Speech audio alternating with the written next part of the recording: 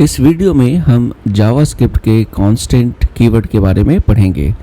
देखिए, constant keyword जो है वो इंट्रोड्यूस किया गया था ES6 में। ES6 2015 में लॉन्च किया गया था और ES6 का फुल फॉर्म है ECMAScript 6।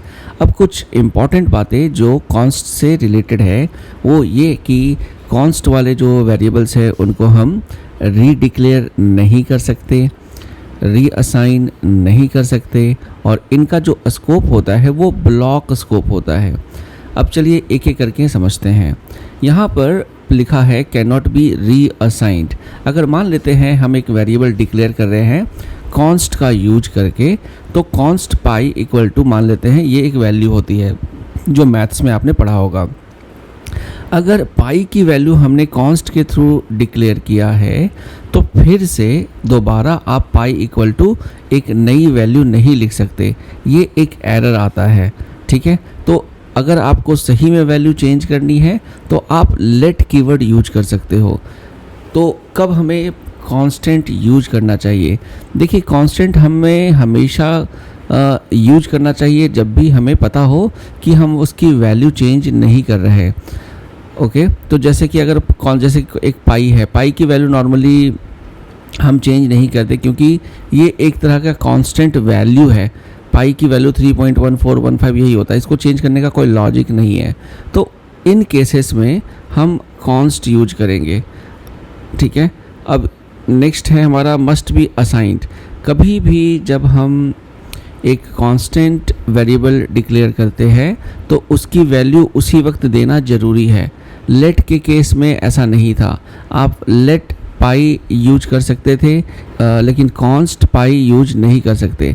तो ये वाला लाइन अगर आप लिखते हो तो ये गलत है, यहाँ पर इनकरेक्ट है। तो हमेशा आपको ध्यान रखना है कि कभी भी कॉन्स्ट यूज करोगे तो उसकी वैल्यू भी आपको साथ में असाइन करनी पड़ेगी। तो when to use JavaScript const, जैसा मैंने अभी आपको बताया कि कॉन्स्ट को हमेशा याद रखिए कि कभी भी आप एक वेरिएबल डिक्लेयर करते हो तो कॉन्स्ट ही यूज कीजिए अनटिल अनलेस आपकी वो वैल्यू चेंज होती हो प्रोग्राम में कहीं और। तो कभी भी आप एक नया एरे लोगे, एक नया ऑब्जेक्ट बनाओगे, एक नया फंक्शन बनाओगे या एक नया रेगेक्स लिखोगे तो हमेशा आप यूज करो कॉन्स्ट। ठीक है, ओके, अब हम बात करते हैं कांस्टेंट ऑब्जेक्ट्स एंड एरे की। देखिए, जो कीवर्ड कांस्टेंट है एक तरह से वो मिसलीडिंग है क्योंकि कांस्टेंट वर्ड जैसे आप सुनते हो आपको ये लगता है कि हम एक कांस्टेंट वैल्यू के बारे में बात कर रहे हैं, लेकिन एक्चुअल में वो कांस्टेंट वैल्यू नहीं होता, वो कांस्टेंट रेफरेंस होता है। रेफरेंस आपको पता होगा, चलिए मैं आपको बता देता हूँ। कंप्यूटर के मेमोरी में कभी भी जब हम एक वेरिएबल को डिक्लेयर करते हैं और वैल्यू देते हैं तो उसको एक सिंपल एग्जांपल में समझो। अगर आपके पास एक डब्बा है, ठीक है, उस डब्बे के अंदर वैल्यू आप कुछ सामान डाल देते हो तो वो उसकी वैल्यू हो जाती है डब्बे के अंदर, लेकिन डब्बे के ऊपर जो आपका नाम है उसको कहते हैं रेफरेंस। ठीक है, उसी तरीके से कंप्यूटर मेमोरी में क्या होता है, जब आप वेरिएबल बनाते हो तो एक तो वैल्यू होती है जो उस वेरिएबल के अंदर जाती है और दूसरा क्या होता है, रेफरेंस। रेफरेंस मतलब उसका एड्रेस, ठीक है, उस वेरिएबल का एड्रेस। तो जब हम कांस्टेंट यूज करते हैं जावास्क्रिप्ट के अंदर तो हम एक्चुअल में एक कांस्टेंट रेफरेंस पे काम करते हैं, एक ऐसा रेफरेंस जिसे हम चेंज नहीं कर सकते। इस कारण से अगर हम एक एरे लेते हैं, सपोज ये एक एरे है, ओके, कांस्टेंट कार्स। अब ये एक एरे है, इस एरे के किसी पार्टिकुलर अंदर के वैल्यू को आप चेंज कर सकते हो। जैसे आपने यहाँ पर पहले वैल्यू को साब की जगह टोयोटा कर दिया, आप इसमें नए आइटम्स भी ऐड कर सकते हो। ठीक है, तो ये पॉसिबल है अगर आप कॉन्स्ट यूज कर रहे हो फिर भी। क्यों? क्योंकि जो आपने कांस्टेंट के थ्रू इस वेरिएबल को डिक्लेयर किया वो कांस्टेंट बेसिकली एक रेफरेंस है, वैल्यू नहीं। तो ये तो आपके इस एरे की वैल्यूज है जिसको आप चेंज कर सकते हो, लेकिन आप इसके रेफरेंस को चेंज नहीं कर सकते। इसका मतलब क्या है जैसे कि कांस्टेंट हमने यहाँ पर डिक्लेयर कर दिया। अब अगेन मैं कार्स इक्वल टू दूसरी वैल्यू पूरी की पूरी एरे देता हूँ, तो इसका मतलब है कि हम रेफरेंस को चेंज करने की कोशिश कर रहे हैं, विच इज़ रॉन्ग। तो यहाँ पर आप ध्यान रखिए, कभी भी जब हम कांस्टेंट की बात करते हैं तो कांस्टेंट का मतलब क्या है कि constant reference of a variable. ठीक है, अब यहाँ पर कुछ एग्जांपल है, जैसे कांस्टेंट एरे लिया है, तो कांस्टेंट एरे के अंदर हम मैनिपुलेशन अंदर में कर सकते हैं, लेकिन डायरेक्टली आप फिर से इसको रीअसाइन नहीं कर सकते।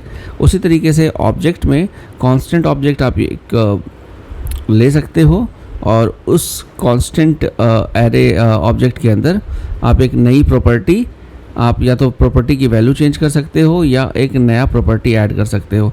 तो ये हमने नया प्रॉपर्टी ऐड कर दिया और ये एग्जिस्टिंग प्रॉपर्टी की वैल्यू हमने यहाँ चेंज कर दी।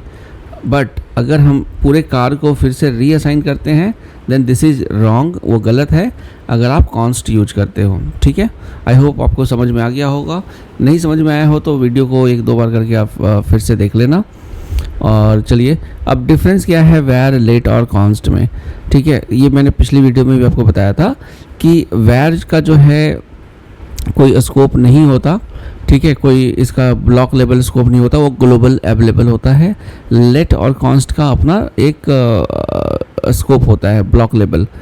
ठीक है, वेयर को आप रीडिक्लेयर कर सकते हो जितनी बार चाहो डायनेमिक टाइपिंग के थ्रू, लेकिन लेट और कॉन्स्ट को आप रीडिक्लेयर नहीं कर सकते, ना तो रीअसाइन कर सकते हैं।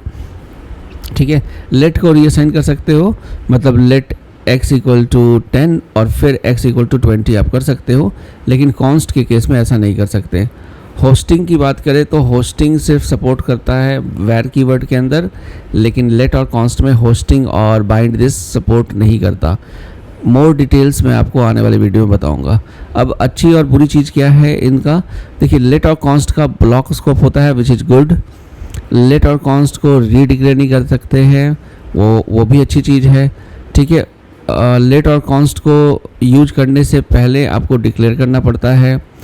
लेट और const does not bind to this, वो दिस कीवर्ड से बाइंड नहीं करता और ये होस्टेड भी नहीं होता, तो ये अच्छी चीज़ें हैं। और which what are not good, var does not have to be declared.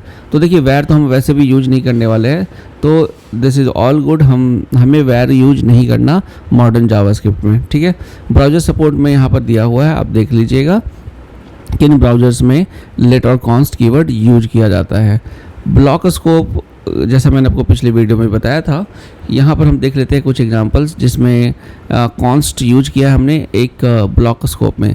तो ये ऊपर वाला जो कॉन्स्ट है, ये इस पूरे सेक्शन में ये स्कोप है। तो आप x इक्वल टू 10 को जब यहाँ पर एक्सेस करोगे तो इसकी वैल्यू 10 होगी। इस ब्रैकेट के अंदर अगर आप कॉन्स्ट को एक्सेस करोगे तो उसकी वैल्यू होगी 2। रीडिक्लेयर, देखिए जैसे वेयर में तो आप रीडिक्लेयर कर सकते हो, लेकिन ओके, तो यहाँ सिर्फ वेयर का एग्जांपल दिया है। वेयर में x इक्वल टू 2 लिया है, उसको हमने रीडिक्लेयर कर दिया है, दिस इज़ ऑल अलाउड। ठीक है, और यहाँ पर अगर हम वेयर में x लेते हैं एक वेरिएबल और फिर से x के नाम से कांस्टेंट अगर हम डिक्लेयर करना चाहते हैं तो this is wrong, this is not allowed, क्योंकि ऑलरेडी x जो है आपका डिक्लेयर किया जा चुका है। सेम उसी तरीके से अगर आप एक ब्लॉक लेवल में x डिक्लेयर कर चुके हो लेट के थ्रू, तो कॉन्स्ट के थ्रू नहीं कर सकते। ठीक है, और अगर इस ब्लॉक में अगर x को आपने ऑलरेडी डिक्लेयर किया है तो फिर से आप उसे डिक्लेयर नहीं कर सकते। So this is very basic, आप जब पढ़ोगे आपको वैसे भी समझ में आ जाएगा। यहाँ पे फिर वैसे ही आपने यहाँ पे देखिए क्या अलाउ है क्या अलाउड नहीं है। अगर आप कांस्टेंट लेते हो x की वैल्यू 2 और फिर से उसको वैल्यू असाइन करते हो तो नॉट अलाउड, फिर वेयर लो, लेट लो, कॉन्स्ट लो, कुछ भी अलाउड नहीं है। सेम उसी तरीके से इस ब्लॉक लेवल में। इस एग्जांपल में देखिए यहाँ पर हमने तो ऊपर ले लिया है कॉन्स्ट x, इसकी वैल्यू दी है 2, इसका स्कोप अलग है, इसका स्कोप अलग है, तो इन दोनों में वैल्यू अलग अलग आप दे सकते हो, 3 दे सकते हो, 4 दे सकते हो, दिस इज़ ऑल अलाउड। ठीक है। होस्टिंग जैसा मैंने बताया था, वैर के केस में होस्टिंग सपोर्ट होता है, मतलब कि आप पहले किसी वेरिएबल की वैल्यू दे सकते हो और बाद में उसको डिक्लेयर कर सकते हो, क्योंकि ओवरऑल कहीं भी आप वेरिएबल डिक्लेयर करो होस्टिंग प्रॉपर्टी के थ्रू, वैर कीवर्ड टॉप पर आपका सारा का सारा डिक्लेयर हो जाता है। मतलब जब होस्टिंग प्रॉपर्टी ये कहती है, होस्टिंग का जो फीचर है कि कहीं पर भी वैर कीवर्ड का यूज करके आप वेरिएबल को डिक्लेयर कर सकते हो और कहीं पर भी इसे यूज कर सकते हो, कोई भी इशू नहीं आएगा, क्योंकि होस्टिंग प्रॉपर्टी क्या करती है, सबको ऊपर ऑटोमेटिक ले जाती है और वेरिएबल अपने आप डिक्लेयर हो जाता है सबसे टॉप पर। लेकिन ऐसा नहीं है कॉन्स्ट और लेट में, और अगर आप कॉन्स्ट में ऐसा करते हो तो ये एरर है। मतलब कि आपने देखो कॉन्स्ट को नीचे किया है डिक्लेयर, लेकिन उसके ऊपर ही अगर आप यूज करोगे तो एरर आएगा, विच इज़ एक्चुअली गुड, क्योंकि प्रोग्रामिंग में जो आप सीरियस प्रोग्रामर अगर हो तो आइडियली यही होना चाहिए कि जब तक आप उसको डिक्लेयर नहीं करो यूज नहीं कर सकते हो।